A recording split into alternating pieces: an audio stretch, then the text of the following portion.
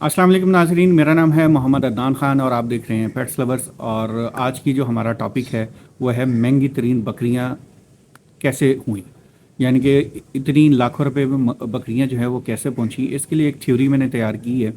आपको पता है मुख्तलिफ़ शहरों में मैं जाता रहता हूँ और मुख्तलिफ़ फार्मर्स के पास भी जाता हूँ। कुछ दो ऑफ द रिकॉर्ड मुझे पहले ही बता चुके थे अपनी दर्द भरी कहानी और कुछ जैसे अभी मियाँ चन्नू गया था मैं वहाँ पे, मलिक फ़ारूक साहब, उनसे मेरी बातचीत हुई और उनसे मैंने वीडियो बनाने की फरमाइश की तो उन्होंने बड़े खुल के बताया। और वो पहले भी एक दो चैनल पे इंटरव्यू दे चुके थे तो उन्होंने बड़े खुल के अपने जो है इजहार किया कि हमें खुद चूना लगाया और हमने खुद चूना लगवाया है। और उन्होंने एक्सेप्ट किया कि हमें अंदाज़ा ही नहीं था कि हम कर क्या रहे हैं। ये उनकी वीडियो में अपने अल्फाज हैं कि हमें अंदाज़ा ही नहीं था कि हमारे साथ हो क्या रहा है। तो हमें जब तक समझ में आई उस वक्त तक 2.5-3 साल गुजर चुके थे। तो अब 3 साल बाद उनको एहसास हुआ कि उनके साथ क्या हुआ।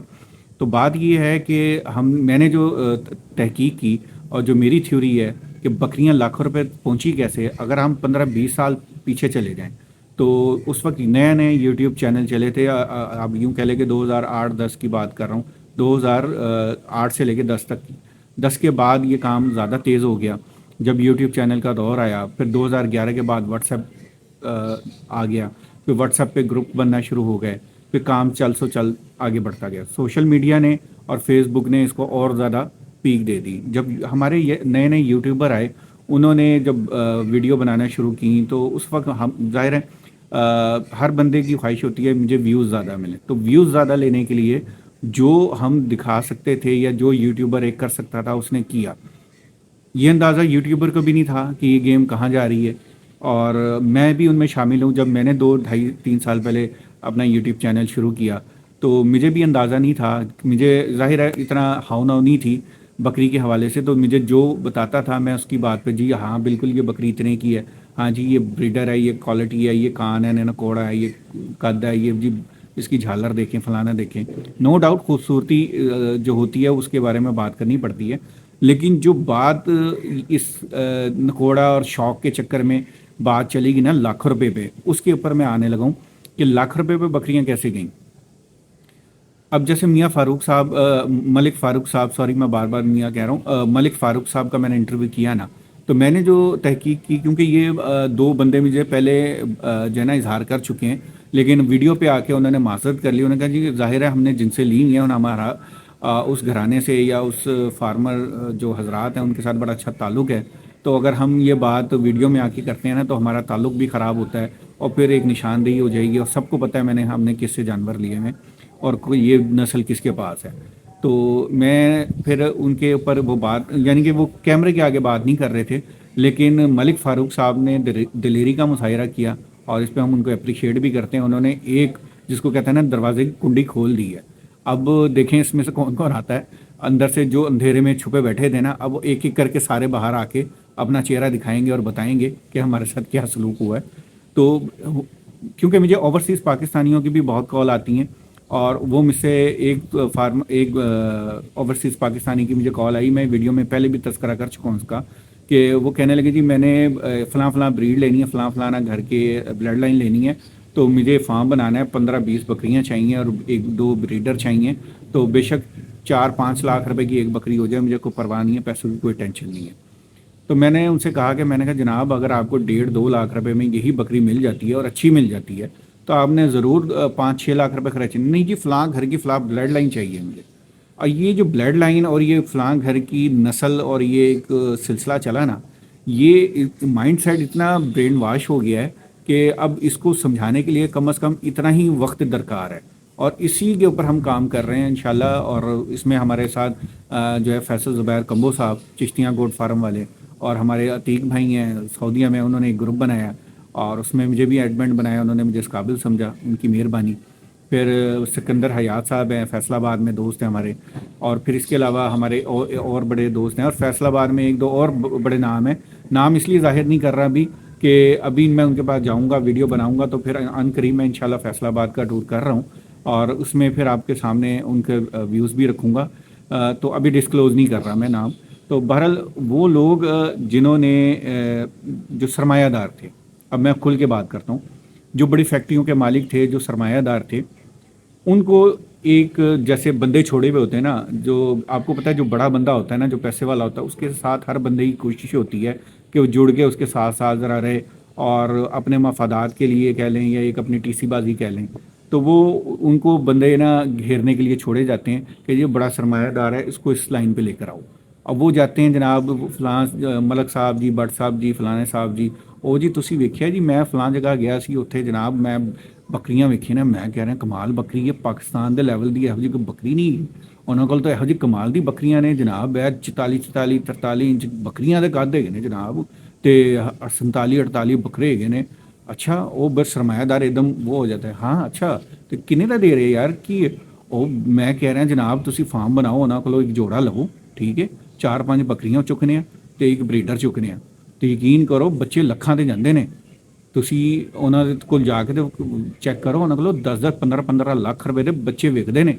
یعنی کہ اس طرح کی ان کو گیم سنائی جاتی ہے اور اس طرح کا ان کو برین واش کیا جاتا ہے، کیونکہ وہ سرمایہ دار ہے، بکریوں سے ان کا کوئی ہاؤ ناؤ اتنی ہوتی نہیں۔ یا جیسے اوورسیز پاکستانی ہیں، وہ بھی یوٹیوب پہ دیکھ کے جناب ہاں کان نکوڑا قد یہ وہ دیکھ کے تو وہ بھی امپریس ہو جاتے ہیں کہ ہاں جناب بڑی کمال کی چیز ہے، نو ڈاؤٹ کمال کی چیز ہے، لیکن لاکھ روپے پہ، یعنی کہ 35 لاکھ کا بکرا، 45 لاکھ کا بکرا۔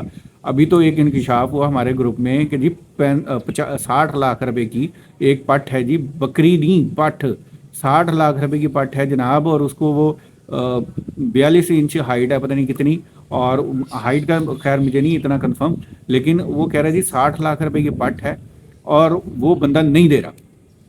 تو سب سے پہلے تو میں نے اللہ کا شکر ادا کیا کہ اس کی مہربانی ہے وہ نہیں دے رہا، ٹھیک ہے، اور اس کی مہربانی جس کے پیسے بچ رہے ہیں اور وہ نہیں لے رہا، تو میں نے کہا ایسے ہی غریب کے کسی کے 60 لاکھ روپے جو ہے نا ہانڈی میں جائیں گے، خدا نہ خواستہ وہ گھر لے کے جائیں، گھر لے جانے کے بعد اس کو پھارا ہو جائے، اور اب پھارا ہونے کے بعد آپ کو تھا بکری کے پاس بہت کم ٹائم ہوتا ہے، اگر کسی کو نہیں پتا، جس کو پھارا ہو جائے نا بکری کو، تو وہ صرف چند منٹوں کی بات یا آدھے گھنٹے کی مشکل سے بات ہوتی ہے، بکری ڈھیر ہو جاتی ہے۔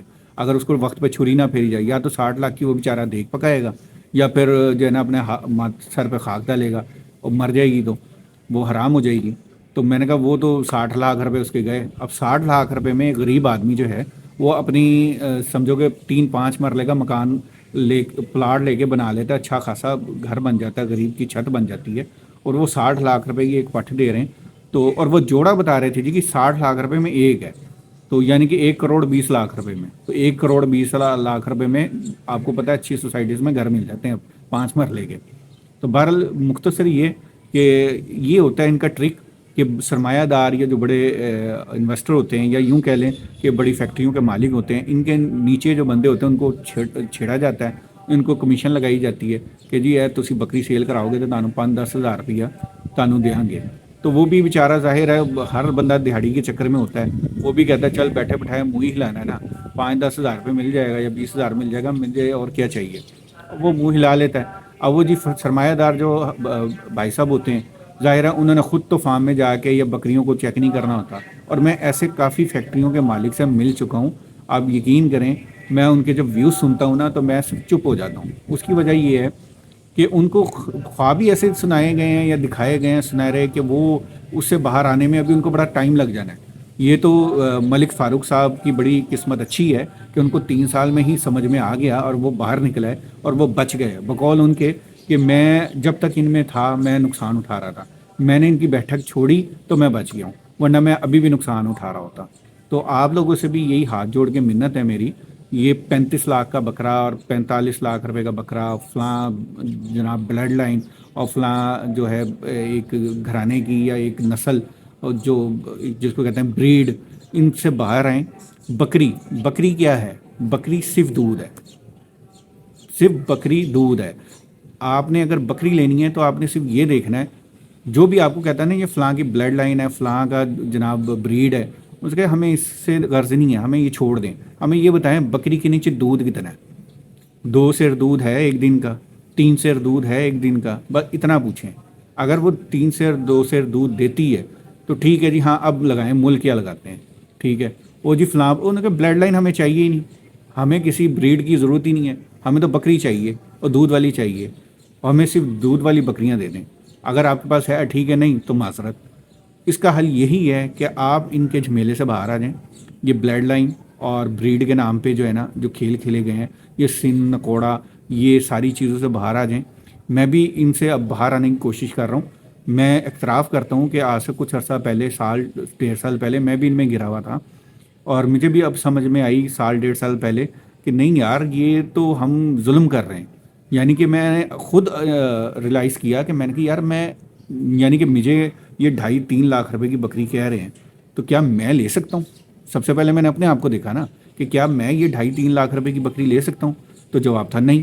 تو یار جب میں نہیں لے سکتا تو میرے جیسے اور پتہ نہیں کتنے بھائی دوست ہوں گے جو بڑے شوقین ہیں، اور آپ یقین کریں میری چھت ابھی بھی سونی پڑی ہوئی ہے، اور حالانکہ مجھے بڑے دوست لوگوں نے جو ہے دعوے کیے ہیں، اور میرے بلکہ کچھ نے تو میرے گھر پہ آ کے مجھے تحفہ دینے کے وعدے بھی کیے ہیں۔ وہ وعدہ ہی کیا جو وفا ہو جائے، تو آج تک میرا گھر کی چھت سونی پڑی ہوئی ہے، اور میں خود سے بکری وہ لے نہیں پا رہا۔ اچھی بکری جس کو کہتے ہیں نا، جس کو میری خواہش تھی کہ یار اچھے دودھ والی بکری ہو، کیونکہ میں کوئی بلڈ لائن اس کے پیچھے تو جا نہیں رہا۔ میرا یہ تھا کہ اچھی بکری ہو، دودھ والی ہو، تو چلو میں لے لوں۔ لیکن جب جاتے ہیں ریٹ سنتے ہیں تو خاموش ہو کے واپس آ جاتے ہیں، پھر سوچتے ہیں یار اچھا پھر کبھی دیکھ لیں گے، کوئی مناسب چیز ملے گی۔ تو مقصد یہ ہے کہ یہ اس طریقے سے گیم ڈالتے ہیں، سرمایہ دار کو گھیرتے ہیں۔ اب وہ فیکٹری کا مالک جو ہے وہ اس نے پیسہ لگا لیا جناب، 70-80 لاکھ 1 کروڑ لگا لیا، ٹھیک ہے۔ اس کے بعد جناب اب ظاہر ہے سرمایہ دار جو آدمی ہے نا، اور جو بڑا آدمی ہے، وہ 1000-2000 پہ نہیں ٹلتا، ان کو اس سے کوئی فرق نہیں پڑتا۔ وہ دن میں 10-10 ہزار کا تو پیٹرول گاڑی میں ڈلوا لیتے ہیں، تو ان کو یہ 2-3 ہزار روپے پرافٹ فی بکری پہ ان کو وارہ نہیں کھاتا۔